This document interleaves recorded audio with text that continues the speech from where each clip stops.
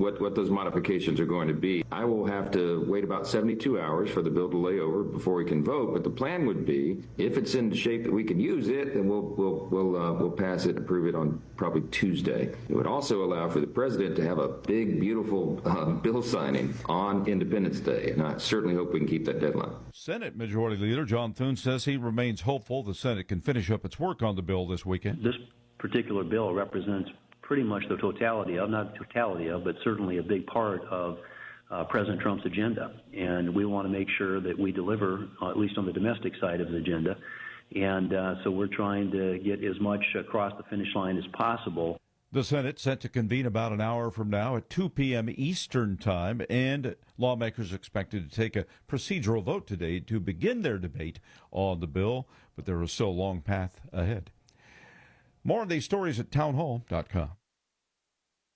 Hi, it's Mike Gallagher, host of the Mike Gallagher Show here, and when it comes to mortgages, I only trust the team that's helped me and my family more than once, Mike and Brian at Fellowship Home Loans. These guys are friends, believers. They built a company on biblical values that actually puts you first. In today's economy, with everything costing more, you need a lender who can help you make smart, strategic moves when it comes to real estate. Need cash for home improvements? Thinking about a HELOC or a refi to consolidate debt? Well, Fellowship Home Loans can help you do it faster and for less. Why? Because they're a direct lender, not a broker. No middleman. No unnecessary fees. That means fewer hoops, less waiting, and real answers from real people who care. Whether you're buying, selling, refinancing, or just exploring your options, Fellowship Home Loans will tailor everything to your unique needs. Get started at fellowshiphomeloans.com/Mike G. fellowshiphomeloans.com/Mike G. or call 800-510-MIKE. 800-510-6453. Fellowship Home Loans. Mortgage lending by the book. Nationwide Mortgage Bankers. DBA Fellowship Home Loans. Equal housing lender. NMLS number 819382.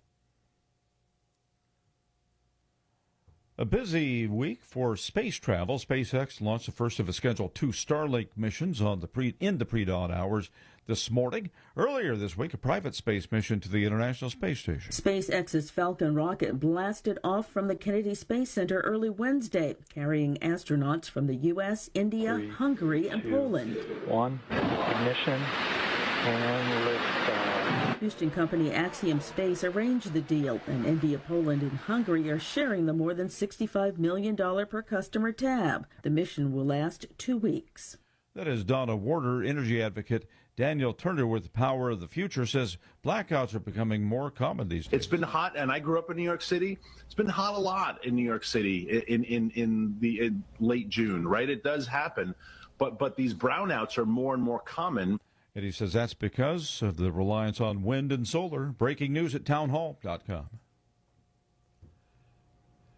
Police have detained 6 Americans in South Korea. They allegedly tried to send 1,600 plastic bottles filled with rice, dollar bills, and Bibles toward North Korea by sea. Police say the Americans tried to throw the bottles into the water so they would float toward North Korean shores by the tides. They were detained on allegations they violated safety laws. Activists floating plastic bottles or flying balloons carrying anti-North Korean propaganda across the border has long caused tensions on the Korean peninsula. Jason Walker reporting. Fireworks are about as American as apple pie, but since a lot of those shells and paper rockets are imported from China, the American Pyrotechnics Association is among those urging officials to exempt fireworks from higher tariffs. You'll find more of these stories at townhall.com. Join your co-hosts Mike Tooman and Paul Burvitt on Weekly Radio Hour, Chief Guard of the Republic, where we talk about all things national security, defense, personal security, safety, and dealing with law enforcement situations. Call in 847-931-1410. Ask us questions. We will get you answers. Every week, Saturday, noon to 1 on 1410 AM WRMN Elgin. Streaming on WRMN1410.com. Chat with us on WRMN's YouTube Live channel. Chicago defense attorney Mark Schieblo has co-authored the book titled DUI Jury Trial, which is a true story of a DUI case that he defended. The accused was an Illinois truck driver arrested for driving under the influence of alcohol. This book contains facts about the case from the date of the arrest up to the jury's verdict, and this nonfiction novel also includes the transcripts from the jury trial itself. The book DUI Jury Trial is now available on Amazon.com and BarnesandNoble.com.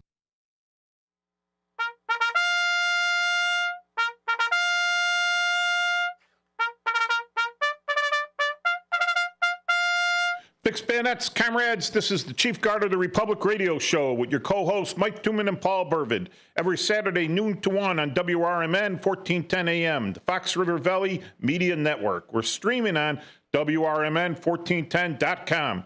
Our studio number here is 847-931-1410, or you could text us at 505-926-1410, or you could hit us up on the YouTube live chat. So I got something to start off with because one of my buddies at the Dunkin' Donuts Veterans, which meets in Niles, it's like the northeast Illinois, I would say the largest gathering of veterans in the northeast Illinois area at one time, other than like Veterans Day parades. And we all pass around information there between each other for everyone to get to know stuff. And one of the guys, he wanted me to mention that there was a golf outing, and the golf outing is a fundraiser for the Lake County Honor Flight. Those of you that don't know what an honor flight is, they take veterans, and they're currently Vietnam veterans and previous Korean War veterans, and anyone Vietnam era and earlier. They're taking applications, and then they fly these veterans free of cost down to Washington, D.C., and take them around to see like the Vietnam Veterans Wall, the Korean Memorial, the World War II Memorial, and other nice sites there. And it's a great thing because they get to meet with other veterans. Sometimes guys that haven't met for years meet up on there. But it is expensive to get those guys out there, and it is a non-for-profit organization. So they have a fundraiser. It's called the inaugural John W. Davis Jr. Memorial Golf Outing. Oh, there you go. Pull it right up. That's nice. That's awesome. All right. And you can also find a link if you go to post104.org and go to the events page. The flyer's right there, and it will link you to the Eventbrite where you could buy tickets. And if you see the flyer, they're also asking for sponsors. So this is going to be on July 20th at Foss Park Golf Course, 3124 Argonne Drive, North Chicago, Illinois. So that's great. That's just west on the west side of Great Lakes, the Great Lakes base up there, Great Lakes Naval Training Base, NTB. And seems like it'll be a good time. It's $100 per player, you know. And I guess most golf outings are pretty much up in the triple digits right now. But yeah, I really support it. My cousin asked that I go on one of these honor flights with him as his helper, because each of these guys, some of them are pretty old, and they have escort with them to take care of them, to help them out with stuff, to keep an eye on them. And so he asked me to go. Of course, I had to pay my own way, but that's okay. That's okay. I did it for my cousin. His wife has always been, his wife is actually my mother's first cousin, and they're really close. So it was a good time. I appreciated it. The veterans will really appreciate it. So if you have a chance, look up, you could Google it, the inaugural John W. Davis Jr. Memorial Golf Outing in Foss Park. And it's for Lake County Honor Flight.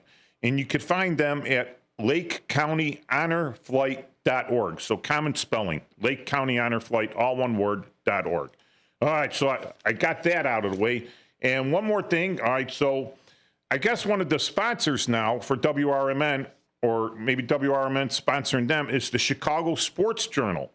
And this is I guess a quarterly newspaper that goes out there that has a lot of, local sports information on it and advertisements for local companies and stuff that want to be seen. And their website is ChiSportsJournal.com. So CHI Sports Journal, JOURNAL.com. That's their website where they post these flyers. But you'll see the flyers around Elgin, and they're also around Chicago. So I told Fred Calantanio, because I contacted him about my daughter's wrestling promotion, which is Ultimate Combat Gauntlet. So if you look at Ultimate Combat Gauntlet, you'll see the wrestling promotion that my daughter is the CEO of. And they just had a great show down on the south side in Bedford Park in Magoo's last night. It was fantastic. It's top talent there. These kids are really top talent. We had they've been doing this now for a year. It's entertaining, following the storylines. Magoo's is a good place. It's safe. There hasn't been any problems when I've been there. So the next event is coming up the last Friday in July. So, okay, I got that out of the way. And as you know, it's originally started out as a veteran shout-out show. So if you're a veterans organization, I'm a veteran, 38 years in the Army Reserve and the National Guard, five major deployments, along with a lot of minor ones. So call in at 847-931-1410, and we'll give a shout-out to your organization or event. So, Paul, I saw something in the new in the in the not mainstream social media about the census and how Trump President Trump currently wants to take, I believe, all the illegal aliens that were counted in the census and remove them. So what do you think are his legal standing on that? Well, I think the census is designed to record how many people are actually in the United States, whether or not they're citizens or not. I think what the end game for that is that the census is very important for several reasons. One of them, it every 10 years, and then you see it in the second, like the 2022 or the 2032 election, there's always changes usually to the House of Representatives based on the census. And some states get more than others. And but you know, when you think about it, my problem with that though is even if a lot of people leave California and say they're more right-wing leaning and go to another state, it might not actually help the other state because there's so many of the people still in that state that they're not going to really get reapportioned. But I understand what his philosophy is on that, because then that would prevent states like Illinois, you know, especially with Chicago or New York, from having as large a congressional area to vote. And I think that's really what it is. It also relates to funding. And that's why it's kind of important, because there's still funding needs federally. It doesn't matter whether the person's a citizen or not. So, you know, they're still using the road. They're still, they're still breathing the air. They're still doing this. So there's reasons why you would just not care whether they're illegal or not, or undocumented or not, because it has ramifications other than that.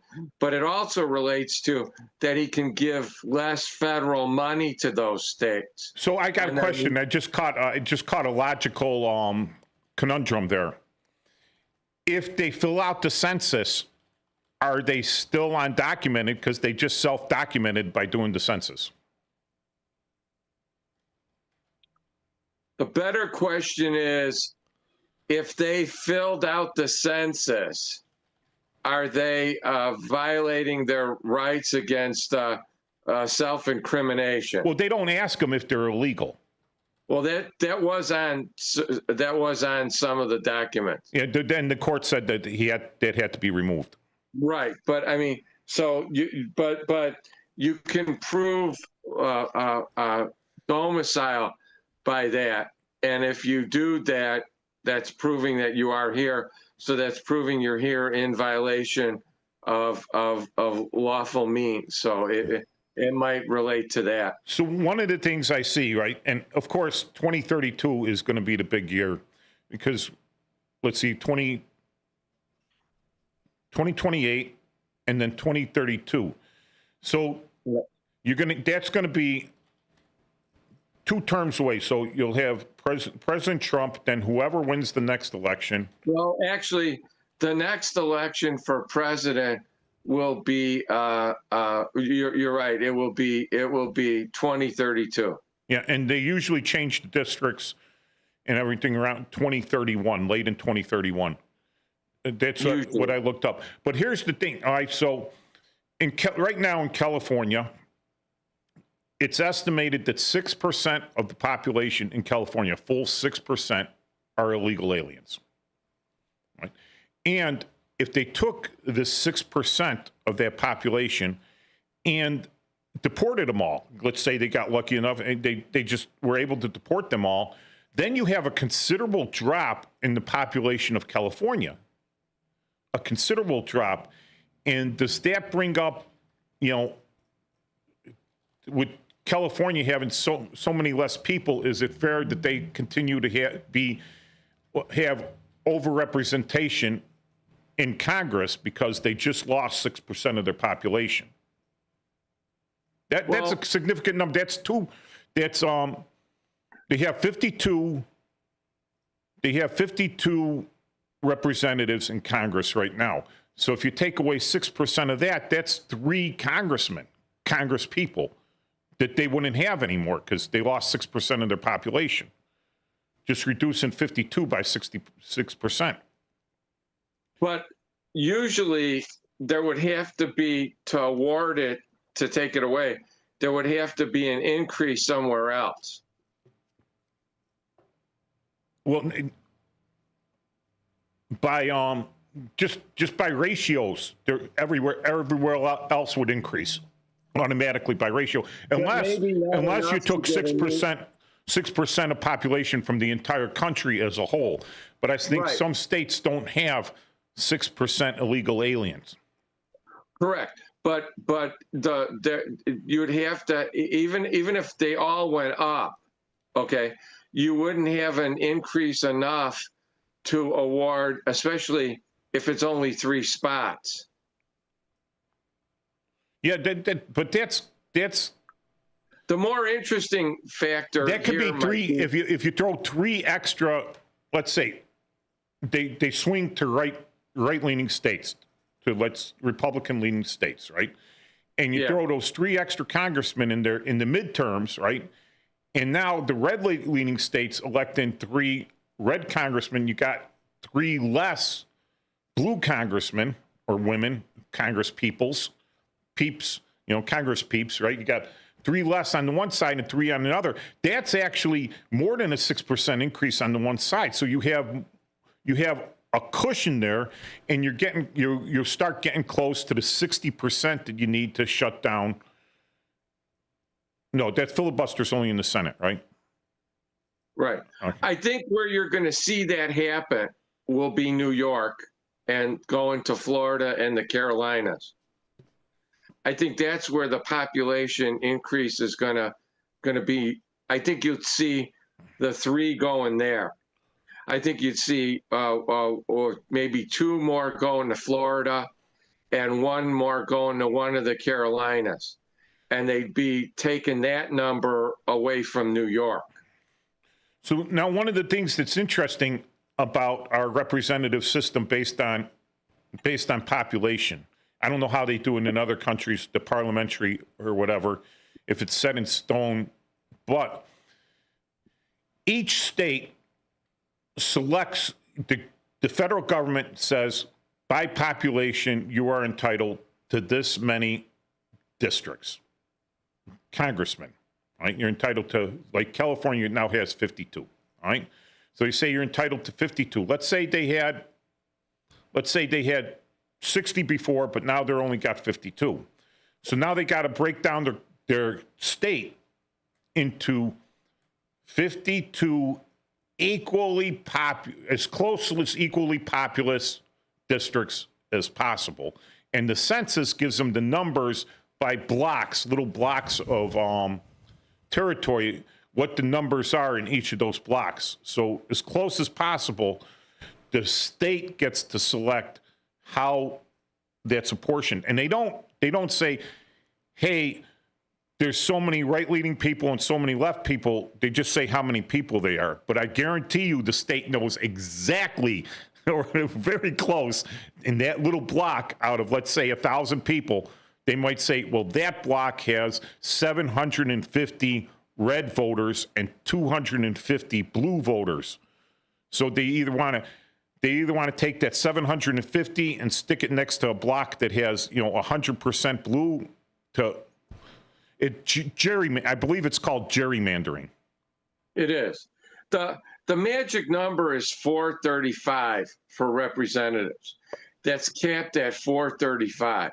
Yes. So we're dealing with a definite number, and then the question is who gets more and who gets less. Yes, and that's by population, and that population, you're right, is determined by the census. Correct. But and that's where the 3 would come from, or the 4, or the 2. But I looked at this during the last election, and it would take a huge reduction in California for it to really matter. It have to be huge for it to really matter and level it out. But I don't think so much so with New York. With New York and things like that, I think those people are going to Florida and the Carolinas, and I think Florida's actually, I think they got more representatives this last time, and I think they're in line to get even more of those if this keeps up. I think, and then there's also the possibility of Texas gaining some. So I think you'll see those states will be more in play than it mattering with California. Yeah, and well, okay, so New York by land mass is smaller than California, and one of the things, so in New York, the bulk of the population is being lost from New York City, right? People on the outskirts, people in the hinterlands. There's still a lot of farming country in New York. There's still a lot of woodlands in New York and everything. Sparsely populated areas, they're not so much affected. So when you see that large reduction, you're also going to, I think in the cities are going to start to have less representatives, like Chicago. I mean, how many representatives have we got in Chicago? In like Cook County. New York as a state has 26. Well, how many as a city, like New York City? I don't know, but I'm looking up Cook County right now.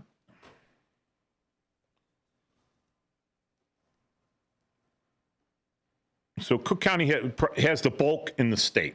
I mean, you have Rockford, you have Peoria, you have Joliet, you have Springfield. Those are your major cities in Illinois.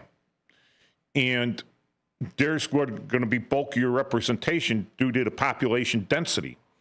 As the population density decreases in the city, then out in the hinterlands, right, you got to spread it out more to get the right amount of people in those blocks according to the census. As you spread out, you have a bigger diversity of voting.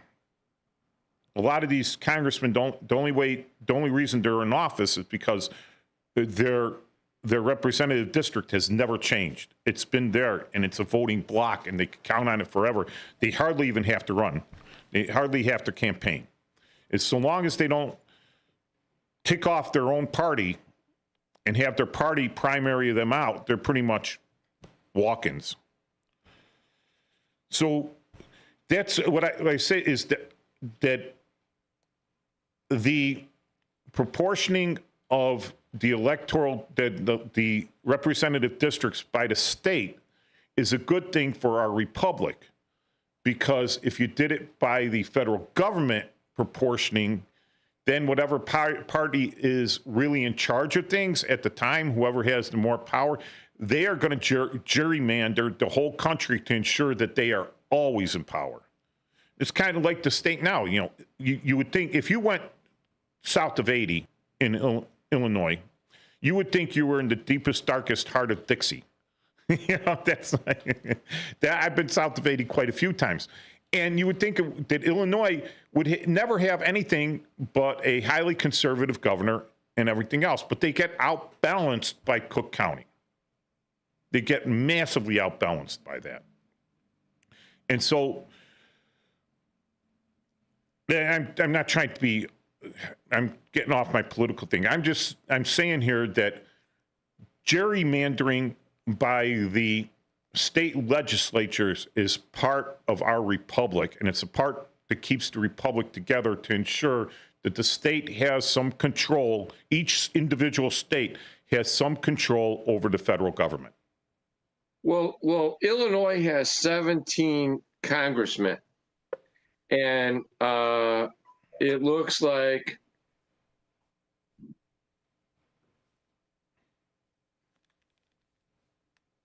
$12 of them are from the Chicago area. Yeah, 5. The rest of the state gets 5? Correct. So Chicago rules everything. It's like you got the first, which is Chicago, the second, which is Matson, the third, which is Chicago, the fourth is Chicago, the fifth is Chicago, the sixth is Downers Grove, but it's got a lot of Cook County in it. The seventh is Chicago, the eighth is Schaumburg area, the ninth is Evanston, and the 10th is Highland Park, and the 11th is Naperville, and then you got another Naperville one there. So I mean, so you're talking about they've but how they do it is they make the districts wide and narrow, and they spread them from the Chicago area to the farm country. Well, yes. And then, instead of grouping the farm country together, where you'd maybe get another 1 or 2 more districts, and then you'd go from 10 to 8, which might be kind of fair or something like that. They do that, and you know what? It's sad to say, but we have our recently convicted Speaker of the House to blame for that, because every time there was a change, they put the 2 safe ones together so they couldn't win, both of them, and then eventually 8-10 years later they then moved them into the suburbs of Chicago ones, and then you destroy them one by one. Yeah, well, that's the state legislature is the one that's supposed to do this. And now, from what I've read, they're not supposed to really, snake things through. But the state legislatures have, and we're going to break. When we come back, we're going to talk about how our wonderful republic can be corrupted. Say it is a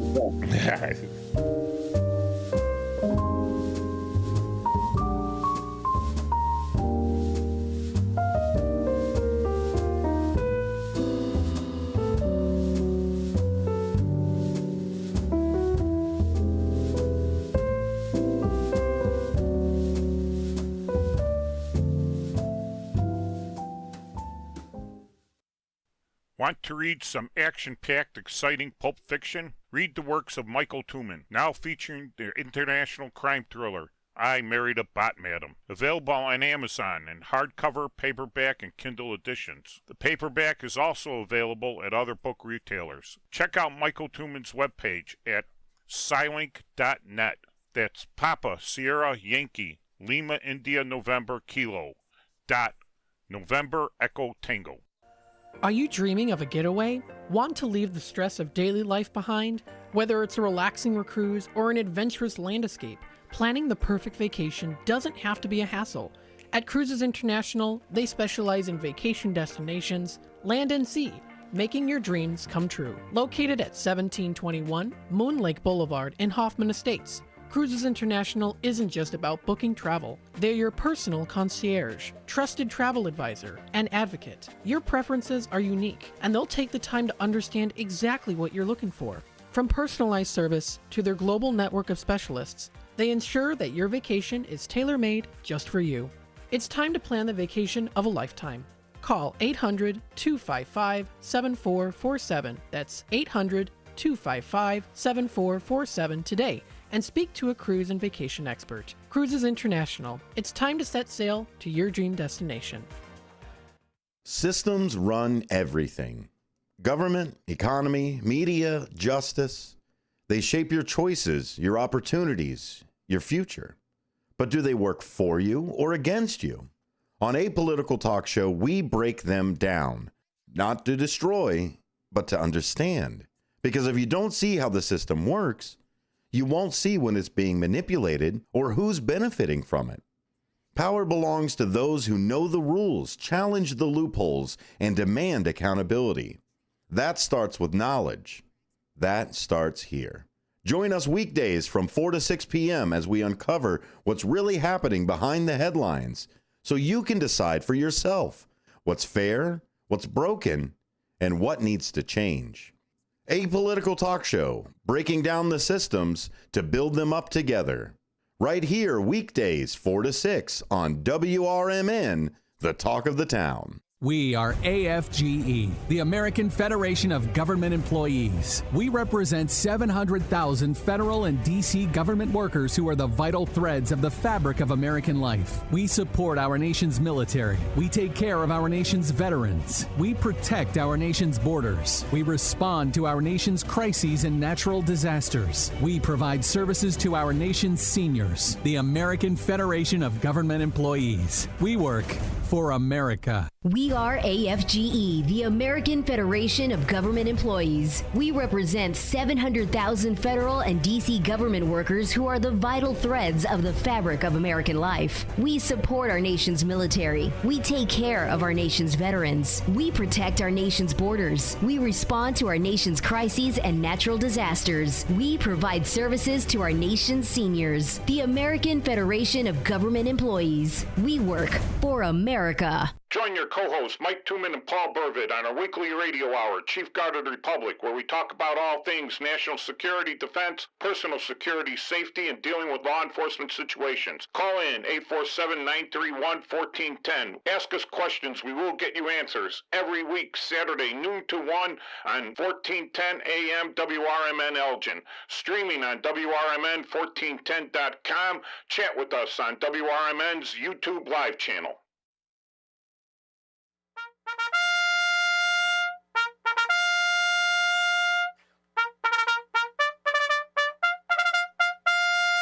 Fixed bayonets, comrades. This is Chief Guard of the Republic Radio Show with your co-hosts Mike Tooman and Paul Burvitt. Every Saturday, noon to 1 on WRMN 1410 AM.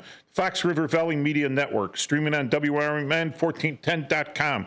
Studio number here is 847-931-1410. Text us at 505-926-1410 or hit us up live like Larry has on our YouTube live chat channel there. And Paul, we got a question here, and it's from Larry. Mike, Larry, one second before we go. I want to give a shout out. Today, June the 28th, would be my mother's 101st birthday. It's also my cousin Joanne's birthday, and it's the 12th anniversary of the passing of my cousin Alice, who is my godmother, and my mother was her aunt and godmother. So I want to just, June the 28th is an important day in my family. And, condolences. And your mother was a wonderful person, Paul. Thanks, Mike. And I should give in the same thing. I'll give a shout out to my my cousin Janine, my mother's cousin Janine. Big time Scrabble player with the family. She's almost professional skill level. There are professional Scrabble players out there. I guess there's a professional everything out there. All right, so Larry, I'm not going to use his last name. He says, the Selective Service Act says that males 18 to 25 are required to register. Now, this is something like kind of goes into the census here. And failure to do so is a felony, okay? Even though there hasn't been draft for a long time, does this also apply to illegals? I would say yes. Of course, yes, it does. However, and when they don't do it, that should be another reason why they're leaving. No, you see, here's if it gets so bad that we need a draft, you only have to look at what happens in Ukraine, all right? If it gets so bad that we need a draft, I'll probably get reinstated in the police department to drive around the paddy wagon to go down the street corners looking for anyone I think that's between the age of 18 and 25. And really, that's just the registering, all right? Because they'll take anyone. They drafted my great uncle Tony at 42 years old, 44 years old. He was 44 and he got drafted into World War II. Drafted because he's in a county. He was in Grundy County, which was sparsely populated, and the county had to fill its quota. So there was no 4Fs there, you know. Oh, you only got one arm, you only got one leg. You're good enough for us. You know, you're drafted. Boom, send them off the MEPS. Didn't you have a relative that was in both World Wars? Yeah, Uncle Tony. Yeah, that's what I thought. Yeah. Yeah. So, God bless him, Mike. So here's the thing. If it gets so bad that we have a draft, all right, yes, all these illegals, they're not going to say, oh, look at all the jobs that are around because all the legal guys got drafted and they're off in the Army, and now these companies have to hire them, right? They have to hire them. So now they got a job. It's easy. And they're, you know, because in World War II, all the women had to go in to do the jobs that the men were normally doing because they needed to keep the industry going. Some people were exempt from the draft because they worked in, you know, an industry that needed them. Right? What you're going to see is the unskilled labor moving back to wherever they came from to avoid the draft. Right? So they'll be gone. They will leave. They will get out of the way. I don't think we need to worry about it. The worrying thing is if it gets so bad, is it worth the effort to bring these guys in, and then how reliable are they going to be on the battlefield? Oh, I'm not worried about that at all. What I'm saying is, since it's a crime to not register, that should just be one more reason why these people are unfit to ever become citizens. Yeah, just tack it on there. Yeah, and however, like, all right, I'm a convicted felon, right? And I'm carrying a gun, right? And I get charged by the police with failure to have an FOID on top of carrying the gun, right? It seems weird because I couldn't get an FOID. How can you charge me with something that I couldn't get in the first place for not having something that I'm not allowed to have? So you're not allowed to have this, but you don't have it, so we're charging you for not having it even though you're not allowed to have it. That's a confusion thing there. And I know as police officer, we did that. We do that a lot. It's just, you just tack on the charges. What I have to say about what Larry brought up there is I don't think that's going to be a problem. One, I would not want them in the service unless they voluntarily, if, let's say, I'm in a sanctuary city or whatever, and my parents dragged me in here when I was 4 years old. I have no clue that I was born overseas and I'm not a legal resident. But now I'm 18 years old. So just like all my other high school buddies, I go and register for the draft because I want federal dollars to go to school with. I want a federal guaranteed loan. Without registering, you can't get that. You're not, you can't get that. It's one of the things you have to do. All right. So I go and register, and the draft comes up, and I'm illegal, and I'm called to serve, and I go and I serve. I'm like, okay, that guy, I'll rely on him. All right, he did it. But I come over here at 16, or I come over here at 24. The draft is on, I haven't registered for it. I'm trying to get across the border when the press gang grabs me and says, hey, you look like you should be drafted. And then I get put into the service. Now, how many guys are going to spend watching me? Is this? Are you going to give this guy a machine gun? No. You know, it's like, what are you going to have? You're going to give him a shovel and have him dig ditches? That's so. Should they register for the draft? Sure, because they're receiving benefits from the country, whatever. The piece of being here, protecting the country, everything else, they're here. Should they register? Well, the law says they have to. Good. But if they don't register, do you still want to draft them? No. You know, it's are they citizens? Do they owe any loyalty? Okay. One of the things when you get drafted or you're in the service, no matter what, you have to swear an oath of service. They swear you in. You make an oath. Now, who can be charged with treason in the United States? Anybody who takes actions against the United States. You have to have an oath first.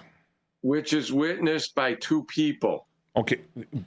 So now in Illinois, who could be charged with the state statute of treason? The same thing. No, you have to swear an oath of allegiance. You have to be someone that has sworn an oath of allegiance. So that was one of the things I looked up, because funny enough, right, when I was in the special victims unit that primarily handled juvenile offenses and domestic offenses, right?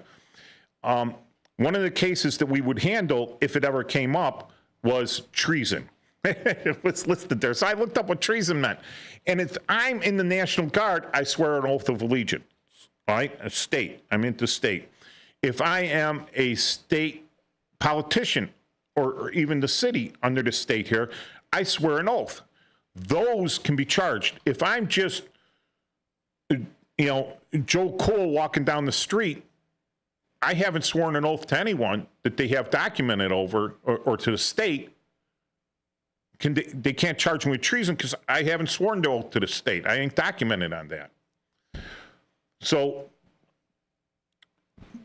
with these, how do you keep a guy that's not, at first, you consider him a subject of our country, but then he can say, no, I'm not a subject. I'm a subject of another country, so I'm not going to serve in your country.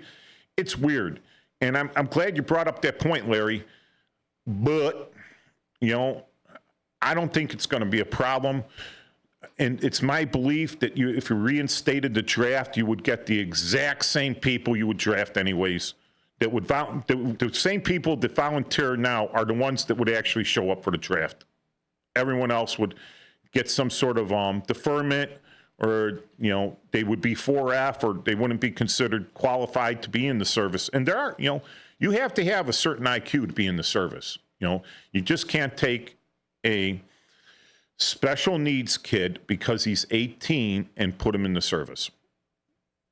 Well, under Illinois law, chapter 720, 5/30-1, treason is any person owing allegiance. It doesn't say about oath. Owing allegiance.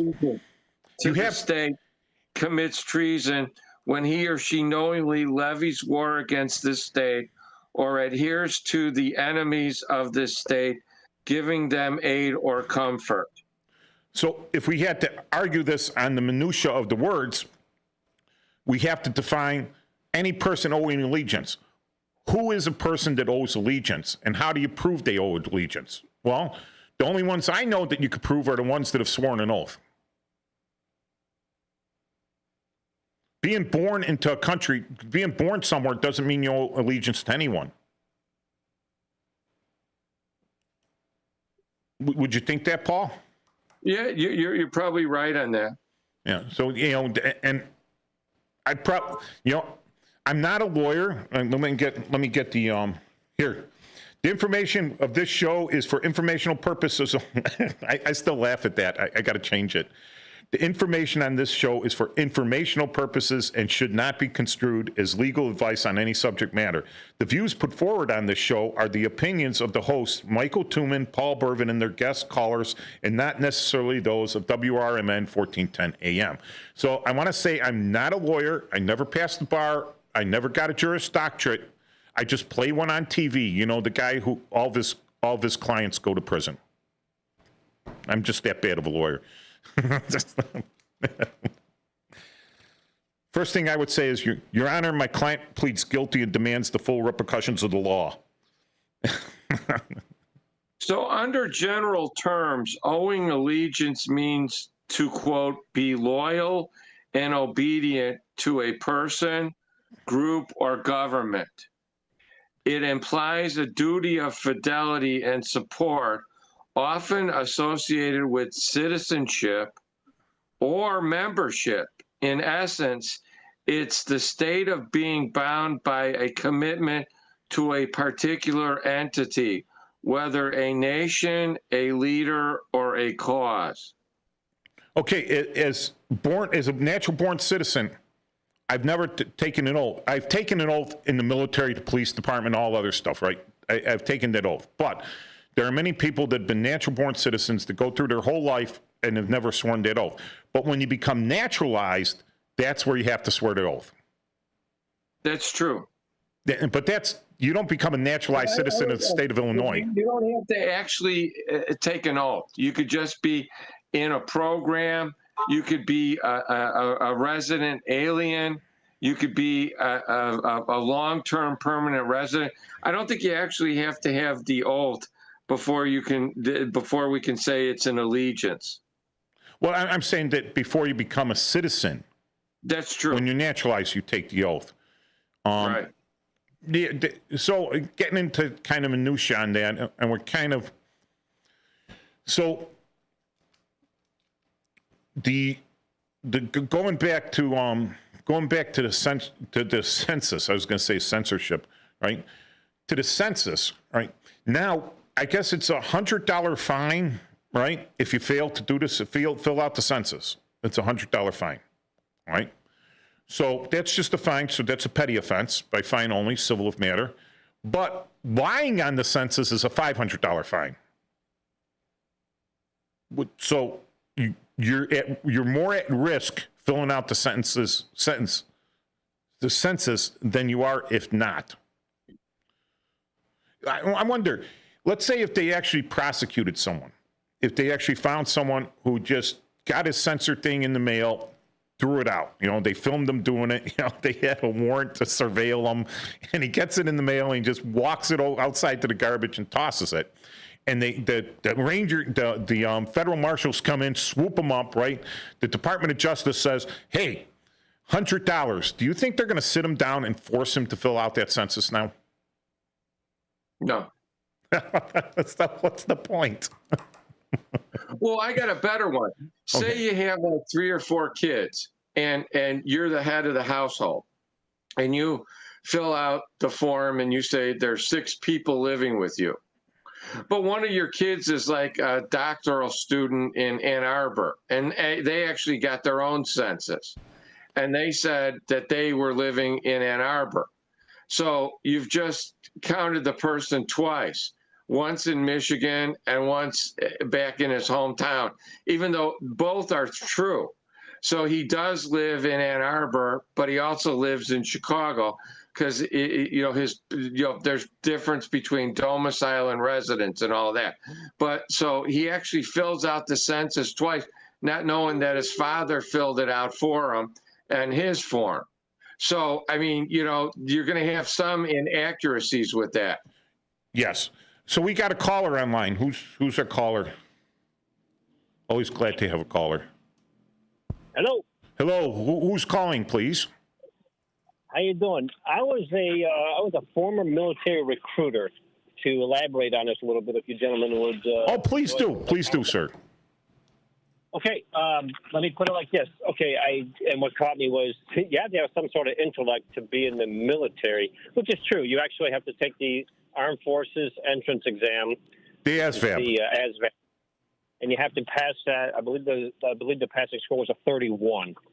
Okay, which is probably realistically about an 8th grade level education. The kid could probably pass it at that level if he's got to be a little bright, but just to hit that point right there. Yeah, I got a 153 on mine.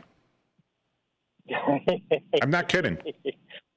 Well, okay. I took it in 1982. Yeah, I scored 153.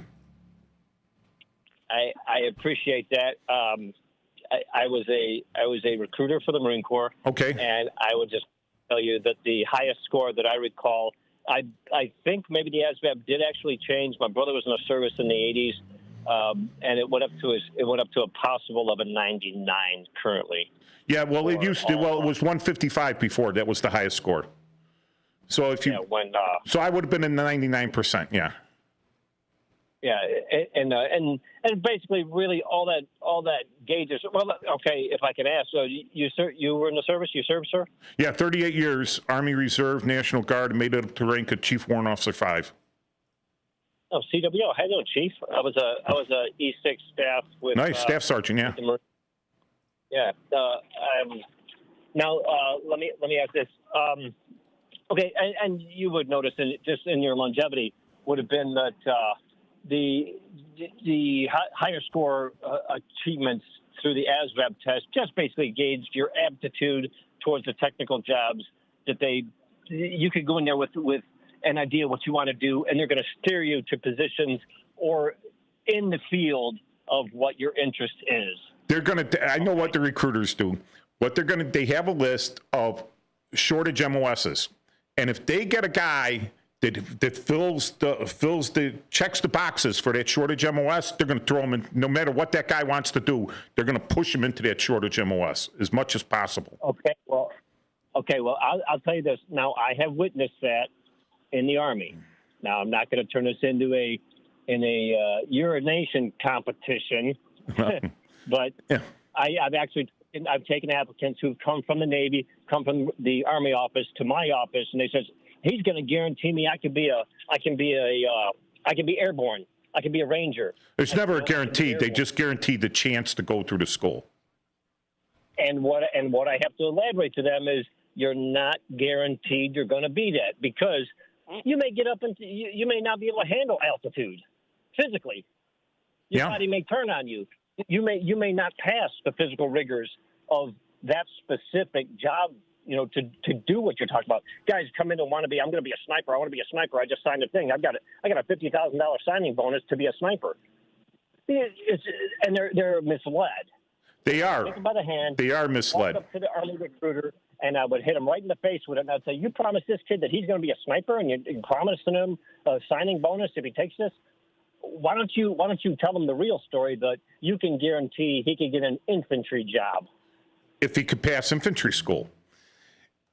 And that is basically as basic as you'll possibly get. Like one of the general things about when they sign a contract, right?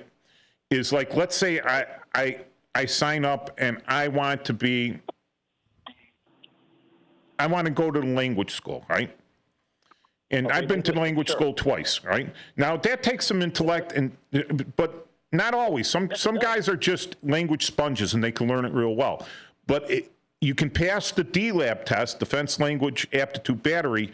That's what they use to justify sending you to language school. And then you can rock out of the language school, all right? You could try, you can't get through. So what the contract says is you go to the needs of the Army. So the Army will send you to some other MOS to fulfill your contract.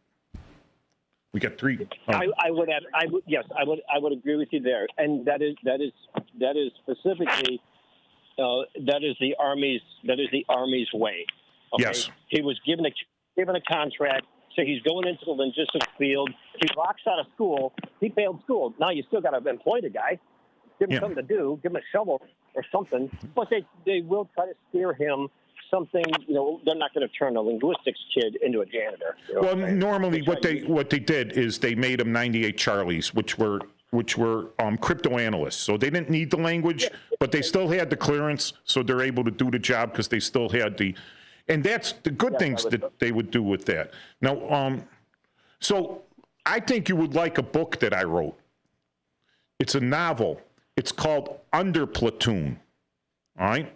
And I talk a little bit about a recruiter in there, because I don't have anything bad against recruiters, really, but I got a recruiter there that recruits the most average kid in the world into the Army. And it's, based in 2020. So it's called Under Platoon. It's by me, Michael Tuman. You can find it on Amazon. If you have Kindle, it's only 99 cents. It's a good novel. I've read it over and over again. I think you would enjoy it, sir. Sure, absolutely, I would. I was a rather successful recruiter out here, and I recruited in early 2000s, and we had some things happen in the system out here, and at the time I got out. Yeah. But as for the subject of citizens, the draft, all this, in my personal opinion, I think we should reinstill the draft. I think it would be a good thing for the country. It would be a shock factor all to hell to all these young people that live on their phones glued to their faces. But I think it would be a great thing for the country. Now, the sanctuary city individuals who are come here, like we were talking, or you guys were talking, I was listening, to these people, do they qualify? You're more disqualified. Every individual out there, I had to meet 3,000 new kids, new faces a month to get a 3. Or I was actually, you're tasked with 2.5 bodies to go, to sign and to enlist 2.5 bodies a month. Being a recruiter is not an easy job, sir. Being a recruiter is not an easy job. That's why it's considered a hardship assignment in the Army. So when you're done with your recruiting tour, you get to pick wherever you go next. But thank you so much. We're running out. We're running out of time. So we'll see you next week, Saturday. Talking back with you. Yep. All right. Bye now. Bye-bye. We'll see you next week, Saturday, noon to 1. All right. And WRMN, 1410 a.m. Paul, thank you very much. See you next week. Happy 4th of July. Happy 4th of July. You coming over on Friday? Yeah. Great. All right. Thank you.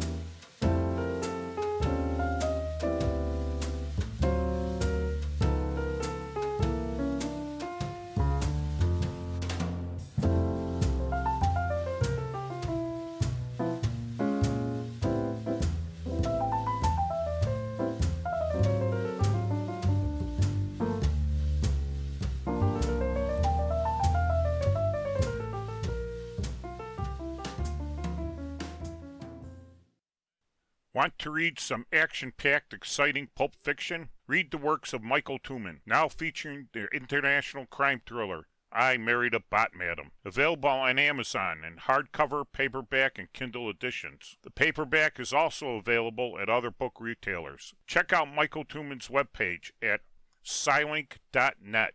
That's Papa, Sierra, Yankee, Lima, India, November, Kilo, dot, November, Echo, Tango. Join your co-hosts Mike Tuman and Paul Burvitt on our weekly radio hour, Chief Guard of the Republic, where we talk about all things national security, defense, personal security, safety, and dealing with law enforcement situations. Call in 847-931-1410. Ask us questions. We will get you answers. Every week, Saturday, noon to 1 on 1410 AM WRMN Elgin. Streaming on WRMN1410.com. Chat with us on WRMN's YouTube live channel. Your hometown radio station since 1949. We are WRMN AM 1410, Elgin time, 1 o'clock.